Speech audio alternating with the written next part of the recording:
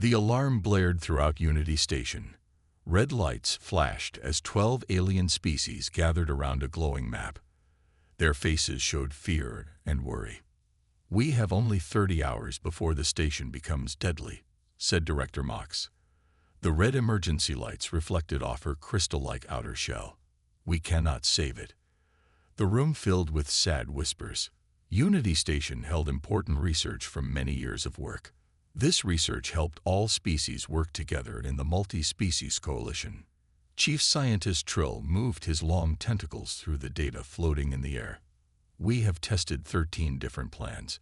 No species we know can survive the deadly radiation long enough to reach the center and save our research." The room grew quiet. Then, from the back, someone spoke. "Humans can." Everyone turned to look at Ambassador Park. He stood tall among the aliens, his face calm but determined. Trill looked at Park with something like pity in his large eyes. "Ambassador, your people have no natural protection against radiation. You would die." Park nodded slightly. "Maybe. But humans have lived with radiation for thousands of years. Our early tools, our healing methods, we've grown stronger against it than your tests show." Director Mox's crystal face changed shape to show confusion. "You want to send humans to die." "I want to give humans the choice to try a hard task," Park answered. "It's what we've always done throughout our history." The alien representatives looked at each other. Some showed doubt, others curiosity. "Explain," said a tall alien with blue skin. Park walked to the center of the room. "When humans face danger, we don't always run. Sometimes we run toward it. On our home planet, when buildings burn, some humans go inside to save others. When oceans rage, some humans sail out to help those lost at sea." "But this radiation will kill," said Trill. "Maybe," Park said again. "But humans have survived things your science said was impossible before. We've lived through nuclear accidents, space disasters, and deadly diseases. We're not the strongest or smartest species here, but we might be the most stubborn." Director Mox moved closer to Park. "If we accept your offer, how many humans would try this mission?" "I need to ask for volunteers," Park said. "But I know my people. There will be enough." A small alien with 4 arms spoke up. "Why would your people risk death for research that mostly benefits other species?" Park smiled slightly. "Because that's also what humans do. We help. Not always, not perfectly, but at our best, we help." The room grew quiet again. The holographic map showed the spreading radiation in red waves. Time was running out.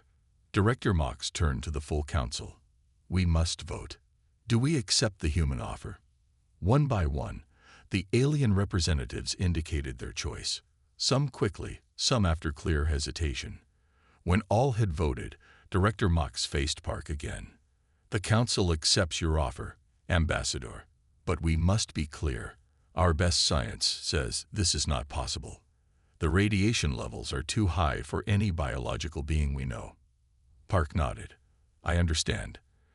I'll need to use your communication system to reach human settlements across Coalition space." As Park moved to leave, Trill approached him. "Ambassador, I've studied human history. Your people call this kind of mission a forlorn hope, a task with little chance of success." "We have many names for it," Park replied. "Duty, necessity, sometimes simply the right thing to do." Park stepped out of the council chamber. He took a deep breath, feeling the weight of what he had just promised. Humans would volunteer. He knew that without doubt. But could they actually succeed? The science said no. Then again, human history was full of impossible tasks made possible through determination and sacrifice. He walked to the communication center, already composing his message in his mind. Not a call for heroes or martyrs, but a simple request for what humans had always provided throughout their long history. People willing to do what needed to be done, no matter the cost. The shuttle bay of Unity Station was quiet except for the sounds of equipment being checked and prepared. 20 humans stood in a line, facing Captain Kim. They had all arrived quickly after getting Ambassador Park's message. Captain Kim walked slowly in front of the line, looking at each volunteer. Some were military, with straight backs and steady eyes. Others were scientists or engineers, less formal, but just as determined. All wore the blue uniforms of the Coalition Space Service. "Thank you all for coming," Kim said. Her voice was clear and strong. "I need to be honest with you. This mission is very dangerous." She pointed to the special suits hanging on the wall. They looked different from normal spacesuits, thicker and with more layers. "The Coalition's best engineers have made these suits for us. They should help with the radiation, but they are not perfect. The odds of all of us coming back." She paused. "Those odds are not good." Lieutenant Lee, a tall man with a serious face, raised his hand. "Captain, the aliens keep using the words suicide mission. Are they right about that?" The room became very quiet. Everyone wanted to hear the answer. Kim took a deep breath. "I don't know, Lieutenant. We might live through the radiation long enough to do our job. We might not. What I do know is that humans are the only ones who can even try." The volunteers looked at each other. No one left the line. Technician Song stepped forward. She was shorter than most of the others, and her uniform had dark stains from engine oil. "My grandfather worked in disaster zones on Earth," she said. "He used to tell me, humans go where angels fear to tread. It means we face dangers that would scare even heavenly beings." Communications Officer Choi smiled at this. "I've never heard that saying before, but I like it. It fits what we're doing." Captain Kim nodded. "Our mission is simple but hard. We will fly through the radiation storm to reach Unity Station's core. We will save the research data that all 12 species have worked on for decades. Then we will try to come home." "And if we can't come home?" asked a young engineer at the end of the line. "Then the Coalition will remember what humans did for them," Kim answered. "Now, let's get ready. We leave in 2 hours." Above the shuttle bay, on a viewing platform, alien representatives watched the humans prepare. Their discussion was quiet, so the humans couldn't hear. "I don't understand them," said Chief Scientist Trill to Director Mox. His tentacles moved nervously. "Our calculations show less than 20% chance they will return. They know this." Director Mox's crystal body reflected the lights of the bay below. "That is what makes humans different from us. They know the bad odds, but they accept them." Another alien, tall with 4 arms, joined them. "Perhaps they don't fully understand the danger." "No," said Mox. "They understand. Watch how carefully they check their equipment. They know they might die." "Then why go?" asked the 4-armed alien. Trill pointed to a human female helping another adjust a radiation suit. "I studied them since they joined the Coalition. Humans have an unusual view of danger and sacrifice. They believe some things are worth dying for." Below, the humans were now putting on their suits. Some made jokes, others were quiet and focused. None showed signs of changing their minds. "Ambassador Park said humans have always been this way," Mox said. "Throughout their history, when disasters happened, some humans would run away from danger. As any sensible being would," added the 4-armed alien. "And some would run toward it to help others," finished Mox. "It seems we are seeing this behavior now." Captain Kim was now giving final instructions to her team. Her face was serious but calm. "Look at their leader," said Trill. "No signs of fear." "No," said Mox.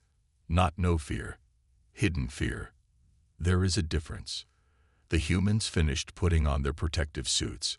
They gathered in a circle, put their hands together in the center, and shouted something the aliens couldn't hear. Then they moved toward the waiting shuttle. "They're really going to do it," whispered Trill. 20 beings, going where our science says they cannot survive." "Yes," said Director Mox. "And now we wait to see if humans can prove our science wrong." The small shuttle shook hard as it flew through the radiation storm. It was like flying through the worst thunderstorm anyone had ever seen, but worse. There was no rain or lightning. Only invisible danger that the warning lights on the control panel showed was getting stronger. Captain Kim held tightly to her seat straps. Red and yellow lights flashed everywhere she looked. The shuttle made sounds like it was in pain. "Radiation is getting worse," said Officer Choi. She was trying to sound calm, but sweat ran down her face. Her hands moved quickly over the controls. "We can't talk to Coalition Command anymore. The radio is dead." "We knew that would happen," said Kim. She looked at the screen showing their path. "Keep us on course. Focus on getting to the station." The shuttle shook again, harder this time. A loud alarm started to ring from the back of the ship. In the lower part of the shuttle, Technician Song and Lieutenant Lee were working fast. One of the machines that helped protect them from radiation was smoking. "This part is melted," said Song. She pulled out a black, burned piece of metal. "The radiation is stronger than what our gear was made to handle." Lee wiped his hand across his nose and saw blood on his glove. He ignored it. "Fix it however you can. We are not giving up." Song looked at the blood but said nothing. She turned back to the broken machine and started pulling parts from her toolkit. "I might be able to use pieces from the backup air filter," she said. "It won't be pretty, but it might work." Up front, Captain Kim checked on her team. Everyone looked tired already. The radiation suits were hot and heavy. The shuttle's shaking made it hard to move or think. "How long until we reach the station?" Kim asked. 2 more hours if we don't have more problems," answered Choi. Then a crash came from the side of the shuttle. Security Officer Han had fallen to the floor. His body was shaking. Medical Officer Yoon ran to him. She checked him quickly, then looked up at the others. Her face was pale. "He's gone," she said in a soft voice. "The radiation killed him. It happened very fast." Everyone stopped moving. The only sounds were the alarms and the shuttle's engines. They all knew the mission was dangerous, but seeing one of them die made it real. Captain Kim closed her eyes for a moment. When she opened them, she turned to face her crew. "Listen to me," she said in a strong, clear voice. "Throughout human history, we have faced times when it seemed impossible to continue." The crew looked at her. Some had fear in their eyes. Others looked angry or sad. When the volcano Mount Vesuvius erupted thousands of years ago, a Roman leader took ships to save people while ash fell from the sky. When Chernobyl's nuclear plant failed, people swam through deadly water to stop something much worse from happening. Kim stood up, holding onto a bar as the shuttle shook. "This is who we are. This is what humans do. We face the impossible because someone must." In the back, Song called out, "Shield is working again. I used parts from 3 different systems, but it's holding." "Good work," Kim said. "Officer Yoon, please take care of Han's body. Everyone else, check your radiation meters and take the medicine packs if your levels are in the yellow zone." Choi suddenly pointed at the main screen. "Captain, I can see Unity Station." Through the front window, they could now see the huge space station. Parts of it glowed with strange light as the radiation hit it. It looked both beautiful and dangerous. "All right, team," said Kim. "We've made it through the storm. Now the real work begins." She looked at the empty seat where Han had been sitting. His death would not be for nothing. They would complete this mission. "Prepare for docking," Kim ordered. "And remember why we're here. Not just for the Coalition, not just for humanity, but because when something needs to be done, humans step forward." The shuttle moved closer to the station, small against the enormous structure. Behind it, the radiation storm continued to rage, but they had made it through the worst part. Now they just had to get inside, find the research, and somehow make it back. All while the invisible killer that had taken Han continued to attack their bodies.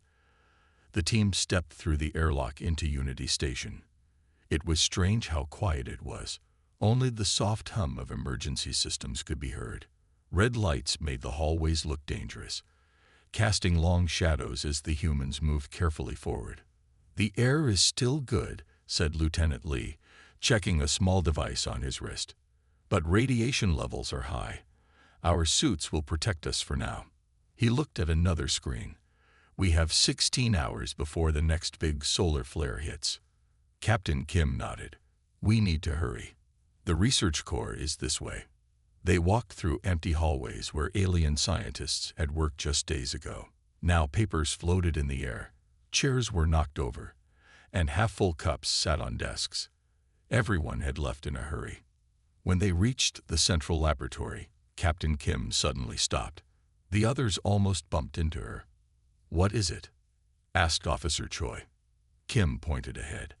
Behind a clear shield sat a strange machine. It had many tubes and wires, and at its center was a small blue light that seemed to pulse like a heartbeat. That wasn't in our mission briefing, said Kim, walking closer. We were told to save research data, not whatever this is. Technician Song moved to a control panel near the device.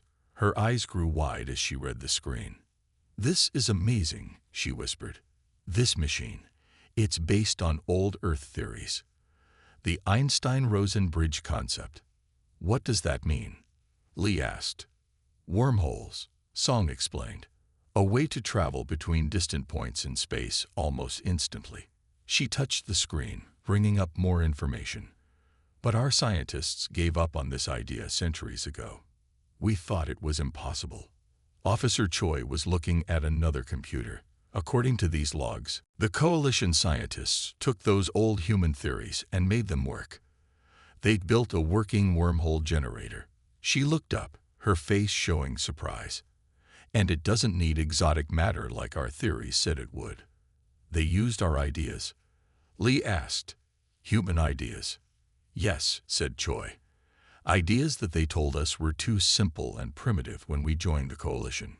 Captain Kim's face became serious as she understood. So that's why this mission was so important to them.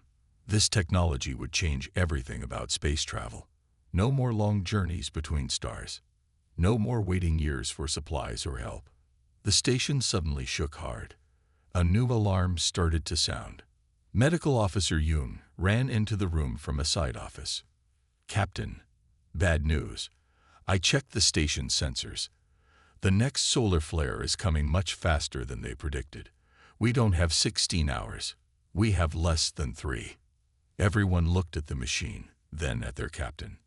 We can't move this whole system in time. Kim said after thinking for a moment. It's too big and complex. She started giving orders. Song, download all the research data about this machine. Get every file you can find. Yes, Captain, Song said, already connecting devices to the main computer. Lee, gather any physical samples that might help our scientists understand this technology. Lee nodded and began opening storage containers. Yoon, Choi, start preparing for evacuation. Check the shuttle. Make sure it's ready to go as soon as possible. As the team moved to follow orders, Lieutenant Lee turned back to Kim. And you, Captain, what will you do? Kim looked at the data transfer that Song had started. A progress bar showed it would take almost 3 hours to complete. Someone needs to stay and make sure the data transfer finishes, she said quietly. Lee understood immediately. The radiation, you won't survive waiting here that long. Probably not, Kim agreed. But the data must get back to the coalition. It's too important. I should stay, Lee argued. I'm second in command. No, Kim said firmly. The team will need you to pilot the shuttle home. This is my decision. Song looked up from her work, her face showing she had heard everything. Captain, she said, maybe we can find another way. Maybe we can. There is no other way, Kim interrupted gently. We knew the risks when we volunteered. Now we do what humans have always done. We make sure the mission succeeds, whatever it takes. The station shook again, harder this time. Parts of the ceiling began to fall. No more arguing, Kim ordered. We have less than 3 hours. Let's use them well. The team looked at their captain one last time, then returned to their tasks, working faster now. They had found something more important than anyone had expected, and now they had to make sure it wasn't lost forever. Even if it meant leaving their captain behind. Everyone in the coalition docking bay was waiting. Hours had passed since anyone had heard from the human rescue team. Most believed they were lost. Then the warning lights flashed. A ship was coming in. "It's them," someone shouted. "The human shuttle is back." The small ship looked badly damaged. Its outer shell was burned, and one engine was not working. It moved slowly into the docking area and settled on the floor with a loud thud. Medical teams ran forward, carrying stretchers and equipment. Aliens of all 12 species watched, holding their breath as the airlock door began to open. First came a human helper, supporting another who could barely walk. Then another pair, and another. 9 humans in total came out of the ship. Their special suits were torn and burned. Those who had removed their helmets showed red, blistered skin, but they were alive. And they carried things. Small boxes and data containers. Director Mox moved through the crowd. Her crystal body reflected the lights of the medical area. "Captain Kim?" she asked. Looking at the humans, Lieutenant Lee stepped forward. His face was tired and sad. Captain Kim stayed behind to finish saving the data. The final solar flare hit before she could get out. The room grew quiet. Director Mox's crystal form changed color to show sadness. Behind Lee, Technician Song held up a small black box. Her hands were bandaged, but she held the box carefully. "We got it all," she said. "The wormhole technology, the research files, everything." Mox looked at the tired, hurt humans. "You succeeded, but how?" "Our science said it was not possible." "Humans are good at doing the impossible," said Lee simply. 3 days later, the Coalition Council met. All 12 species were there. The 9 surviving humans stood in the center of the big round room. They still showed signs of their ordeal: bandages, burns, and tired eyes. But they stood straight and proud. Director Mox spoke to the full room. "Today we honor our human friends. They have shown us something special, the courage to try what seems impossible." One by one, the representatives of each species stood and bowed to the humans. This had never happened before in Coalition history. "The technology you saved will change space travel forever," Mox continued. "Because of you, we can now travel between stars in minutes instead of years." Technician Song stepped forward. "We request one thing," she said. "The first ship with this new technology should be named after our captain." "After Kim." "It shall be done," said Mox. 6 months passed. The huge new ship was ready for its first journey. On its side, big letters spelled out SS Kim, and below that smaller words read, "Named for those who brave what others cannot." Inside the ship, aliens and humans worked together. The humans were no longer seen as new or weak members of the Coalition. Now they were respected and admired. On the bridge, Lee, now Captain Lee, sat in the command chair. His burns had healed, but he would always carry small scars from the radiation. Around him, a crew of humans and aliens worked at their stations. An alien with 4 arms turned to him. "The wormhole generator is ready, Captain. Where shall we go?" Lee looked at the stars on the big screen. So many places to explore now that travel was fast. So many new worlds to discover. He thought of Captain Kim. She would want them to go far, to see new things, to push the limits. "Set course for the Andromeda Galaxy," he said. The crew looked surprised. No Coalition ship had ever gone so far. "That's over 2 million light-years away," said the navigator. "Yes," said Lee with a smile. "Let's show everyone what humans do best. Let's explore the impossible." The ship's engines began to hum. The wormhole opened before them, a beautiful blue swirl in the blackness of space. The SS Kim moved forward, carrying the legacy of human courage into the unknown. The end.